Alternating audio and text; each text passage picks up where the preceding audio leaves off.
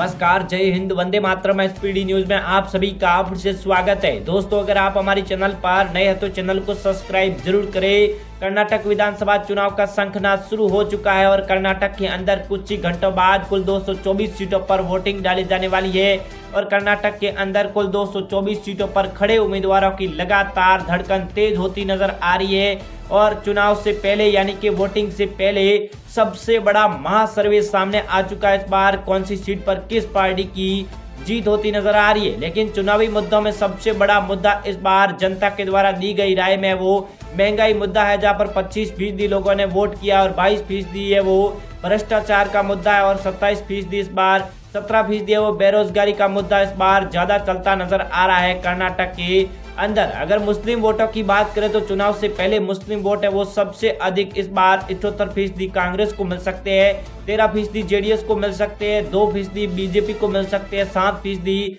अन्य पार्टी को मिल सकते हैं। वर्तमान सीएम बोम्मई को लेकर हमने सर्वे किया तो यहाँ पर 46% लोगों ने कहा है कि वो वर्तमान सीएम से संतुष्ट नहीं है, 26% लोगों ने कहा है कि बराबर मुख्यमंत्री है और 28% लोगों ने कहा है कि कर्नाटक के अंदर वर्तमान सीएम ने वो विकास कराया है। लेकिन लगातार जिस प्रकार से सर्वे आंकड़े सामने आ रहे हैं चुनाव से पहले, वो लगातार कहीं बड़े उलटफेर करते नजर आ रहे हैं। अब 2013 के अगर आंकड़े देखे जाए तो यहाँ पर वो बीजेपी को 40 मिली थी सीटें, कांग्रेस को 122 सीटें मिली थी, जेडीएस को 40 सीटें मिली थी, अन्य को 22 सीटें मिली थी। 2018 के आंकड़े देखे जाए तो बीजेपी को यहाँ पर 104 सीटें मिली थी, कांग्रेस को 80 सीटें मिली थी, जेडीएस को वो 37 सीटें मिली थी।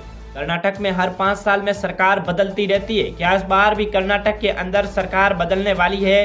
बीजेपी पार्टी ये दावा कर रही है कि इस बार हमारी सरकार फिर से बनेगी, लेकिन कांग्रेस पार्टी हर 5 साल में बदलने वाली सरकार पर अपनी कयास लगाई बैठी है कि इस बार हमारी सरकार कर्नाटक के अंदर बनेगी।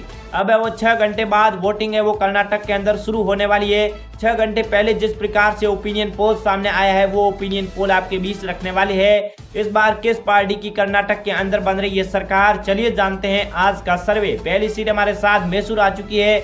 यहाँ पर वोटिंग से पहले कुल 11 सीटों पे वो कांग्रेस को 7 सीटें, बीजेपी को 3 सीटें, जेडीएस को यहाँ पर 1 सीट मिलने का अनुमान है। मैसूर की कुल 11 विधानसभा सीटों की सर्वे वही आंकड़ों के अनुसार और मैसूर के अंदर देखा जाए तो कांग्रेस की उम्मीदवार आगे नजर आ रही है। शिवमोगा में बात करें तो यहाँ पर कुल 7 विधानसभा की सीटें हैं। कांग्रेस को यहाँ पर 4 सीटें मिल सकती है, बीजेपी को यहाँ पर 3 सीटें मिल सकती है, जेडीएस पार्टी और अन्य पार्टी के खाते में यहाँ पर 0 सीटें जाने का अनुमान है शिवमोगा के अंदर।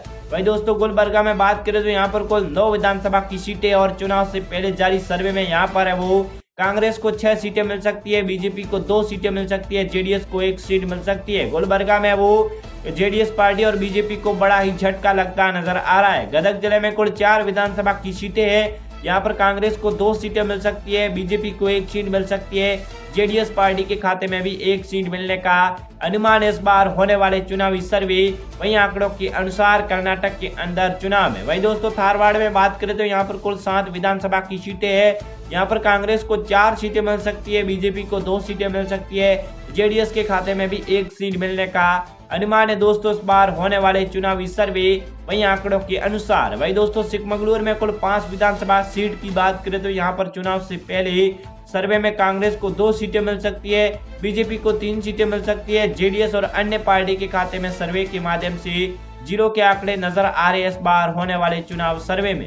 दावनगरी की बात करें तो यहाँ पर कुल 8 विधानसभा की सीटें हैं। यहाँ पर कांग्रेस को 5 सीटें, बीजेपी को 3 सीटें, जेडीएस और अन्य पार्टी का खसूपड़ा साफ नजर आ रहा है जिस प्रकार से आंकड़े देखने को मिल रहे हैं दावनगिरी की सर्वे में। अगले जिले की बात करें हमारे साथ दक्षिण कन्नड़ आ चुका है। यहाँ पर कुल 8 विधानसभा की सीटें हैं।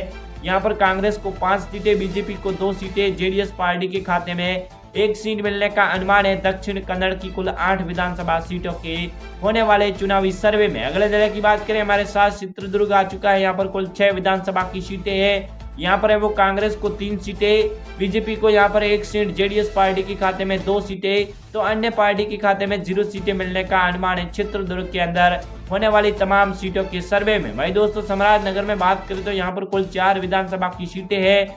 यहाँ पर कांग्रेस को 2 सीटें, बीजेपी को 2 सीटें, जेडीएस और अन्य पार्टी का 0-0 का आंकड़ा नजर आ रहा है इस बार सम्राटनगर के अंदर होने वाले तमाम सीटों के आंकड़े वही सर्वे के अनुसार। वही दोस्तों, बीजापुर में बात करें तो यहाँ पर कुल 8 विधानसभा की सीटें हैं। यहाँ पर कांग्रेस को 5 सीटें, बीजेपी को 2 सीटें, जेडीएस पार्टी के खाते में 1 सीट मिलने का अनुमान है। कर्नाटक के अंदर चुनाव से ठीक 6 घंटे पहले जिस प्रकार से आंकड़े देखने को मिल रहे हैं, बड़े उलटफेर रहते नजर आ रहे हैं। कोलार में कुल 6 विधानसभा की सीटें हैं। यहाँ पर कांग्रेस को 2 सीटें मिल सकती है। वही दोस्तों बीजेपी के खाते में 3 सीटें जा सकती है। जेडीएस के खाते में 1 सीट मिलने का अनुमान इस बार होने वाले चुनावी सर्वे में। बिंदर में बात करें तो यहाँ पर कुल 6 विधानसभा की सीटें हैं। यहाँ पर कांग्रेस को 4 सीटें, वहीं बीजेपी को यहाँ पर 1 सीट, जेडीएस पार्टी के खाते में भी 1 सीट मिलने का अनुमान है। बिंदर की कुल वो 6 सीटों के अंदर होने वाले चुनावी आंकड़ों में। बेल्लारी में बात करें तो यहाँ पर कुल 9 विधानसभा की सीटें हैं। यहाँ पर कांग्रेस को 6 सीटें, बीजेपी को 2 सीटें, जेडीएस पार्टी के खाते में भी 1 सीट मिलने का अनुमान इस बार बेल्लारी की कुल होने वाली 9 विधानसभा सीटों की सर्वे।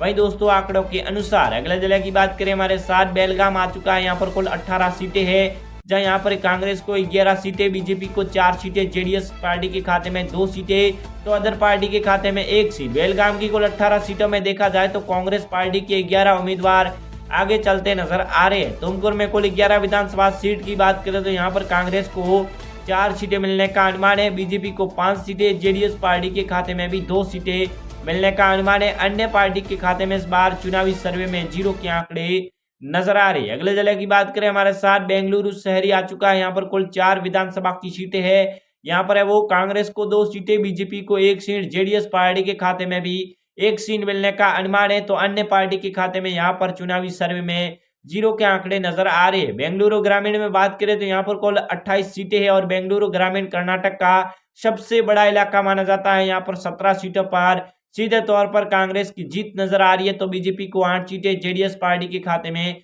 3 सीटें जा सकती है होने वाले चुनाव में। वही दोस्तों बांगलकोट में कुल 7 विधानसभा सीट की बात करें तो यहाँ पर कांग्रेस को 4 सीटें, बीजेपी को 2 सीटें, जेडीएस पार्टी के खाते में भी 1 सीट मिलने का अनुमान इस बार होने वाले बांगलकोट की कुल 7 विधानसभा सीटों के सर्वे। वहीं दोस्तों आंकड़ों के अनुसार अगले जिले की बात करें, हमारे साथ आ चुका है राजसर। यहाँ पर कुल 7 विधानसभा की सीटें और 7 विधानसभा सीटें इस बार सीधे तौर पर बीजेपी के खाते में जाने का अनुमान है। यहाँ पर कांग्रेस जेडीएस पार्टी को बड़ा ही झटका इस बार राजसर की कुल 7 सीटों के अंदर लगता नजर आ रहा है। वही दोस्तों उडुपी की बात करें तो यहाँ पर कुल 5 विधानसभा की सीटें हैं। 5 विधानसभा सीटें इस बार कांग्रेस के खाते में जाने का अनुमान है। भाजपा को और जेडीएस पार्टी और अन्य पार्टी को यहाँ पर बड़ा ही झटका इस बार चुनावी सर्वे में लगता नजर आ रहा है। तुमकुर में बात करें तो यहाँ पर कुल 11 विधानसभा की सीटें हैं।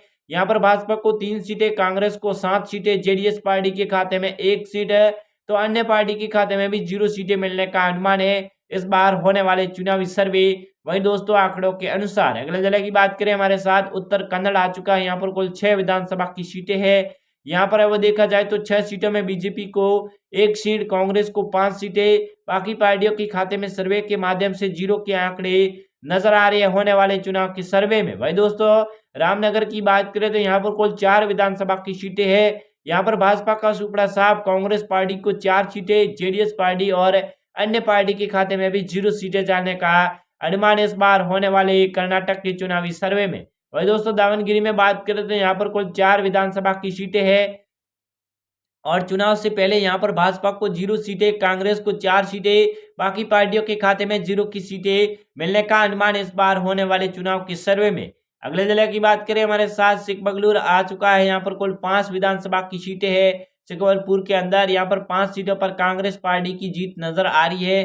बाकी पार्टियों को यहाँ पर बड़ा झटका लगता नजर आ रहा है इस बार होने वाले कर्नाटक के चुनावी सर्वे में। दोस्तों कर्नाटक के अंदर अब वो 6 घंटे बाद वोटिंग शुरू होने वाली है और कर्नाटक की कुल 224 सीटों पर खड़े उम्मीदवार की अब धड़कन तेज हो चुकी है, क्योंकि कर्नाटक के अंदर इस बार बीजेपी पार्टी भी अपने वादों में कोई कसर नहीं छोड़ा है, तो कांग्रेस पार्टी ने भी उससे बड़े वादे किए, लेकिन सर्वे के माध्यम से इस बार कांग्रेस पार्टी को बहुमत मिल सकता है।